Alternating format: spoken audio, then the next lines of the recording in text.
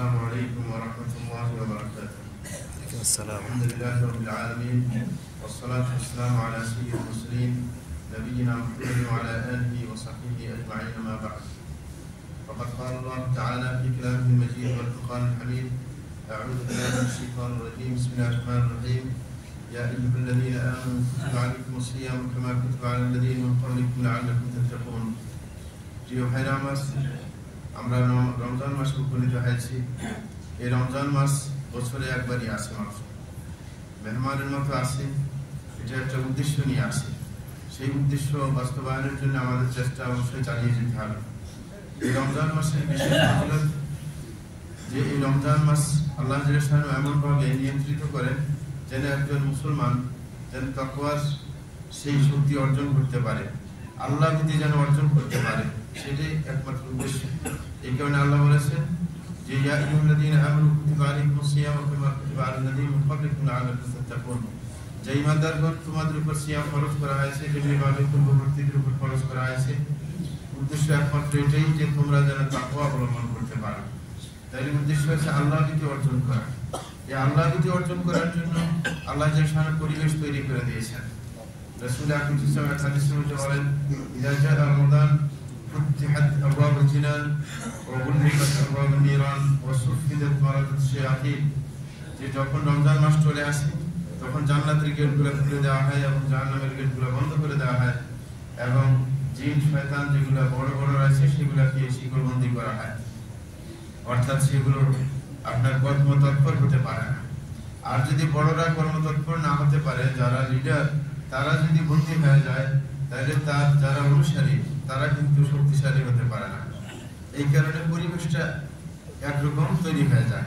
একবারে শয়তান সবগুলো বন্দী করলে তো আল্লাহর মিশনই বাস্তবায়ন হবে না। সেটা হচ্ছে আল্লাহ শয়তানকে তৈরি করেছেন এই জন্য যেন মানুষকে পরীক্ষিত করা যায় যে মানুষকে আসলে আল্লাহর পথে কষ্ট করে অগ্রসর হচ্ছে নাকি প্রতিবন্ধকতা সত্ত্বেও সে অগ্রসর হতে পারছে না, বরং নিজের খামখেয়ালি করছে। শয়তান যদি না থাকে, পথে বাধার সৃষ্টি না করে, তাইলে আপনি যে নিজের ইচ্ছা প্রতিবন্ধকতা সত্ত্বেও সঠিক পথে পরিচালিত হচ্ছে, পুরস্কার পাওয়ার উপযুক্ত হচ্ছেন, সেটা তো বোঝা যাবে না। এই কারণে আল্লাহ প্রতিবন্ধকতা সৃষ্টি করার জন্য শয়তানকে যেরকম দিয়েছেন এরকম নফসে আমারও দিয়েছেন। এই কারণে দুটোটা প্রতিবন্ধকতা সৃষ্টি করে। এত সত্ত্বেও কোনো ব্যক্তি যদি আপনার আল্লাহর পথে চলতে পারে তাহলে সেই পুরস্কার প্রাপ্ত হবে।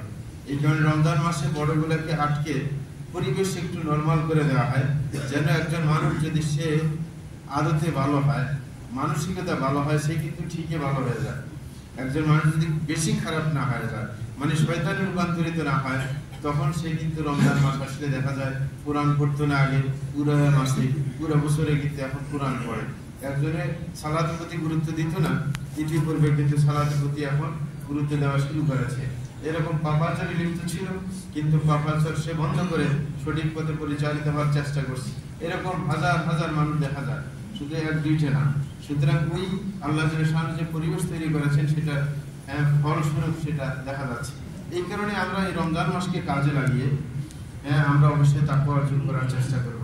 তাকওয়া অর্জন করতে হলে আপনার নেকের কাজ বাড়িয়ে দিতে হবে এবং পাপের কাজ বন্ধ করে দিতে হবে।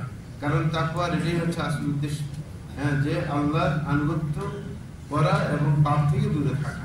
যত আমল বাড়বে তত ঈমান বাড়তে থাকবে, যত ঈমান বাড়বে তত পাপ কাজ থেকে দূরে থাকা সহজ হয়। যদি ঈমান দুর্বল হয়ে যায়, মানুষ তখন পাপের কাজে লিপ্ত হয়ে যায়। এই কারণে আমরা এই রমজান মাসকে বেশি বেশি নেকের কাজের মাধ্যমে ঈমানকে শক্তিশালী করার চেষ্টা করব, পাশাপাশি দুরাচার থেকে পাপ কর্ম থেকে দূরে থাকার চেষ্টা করব। যদি থাকতে পারি আমার রমজানটা শক্তিশালী হবে এবং সুফল বয়ে আনবে এবং তাকওয়ার পথে আমরা চলতে পারবো। যে তাকওয়ার পুঁজি নিয়ে আমরা পুরো বছর আমরা চলতে পারবো। এই জন্য সবার কাছে আবেদন থাকবে, অবশ্যই আমাদের রমজানকে আমরা রক্ষা করার চেষ্টা করব এবং সেটার সুফল কিভাবে নিয়ে আসতে পারি সেটার জন্য চেষ্টা আমাদের অব্যাহত থাকবে ইনশাআল্লাহ। ওয়াসাল্লাল্লাহু আলা নবিয়িনা মুহাম্মদ ওয়া আলা আলিহি ওয়া সাহবিহি আজমাইন।